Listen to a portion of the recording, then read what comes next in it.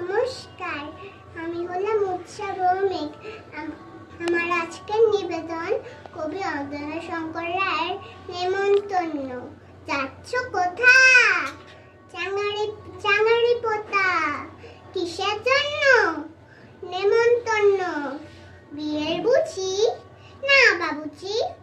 কিসের তবে? ভজন হবে। শুধুই ভজন? প্রসাদ ভোজন।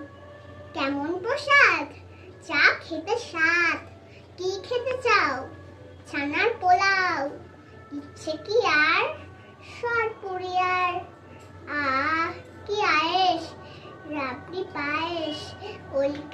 এইকে বলি ক্ষীর কদলি। বাহ কি ফলার, সবরি কলার। এবার থামো, ফজলি আমো। আমিও যাই। না মশাই, নমস্কার।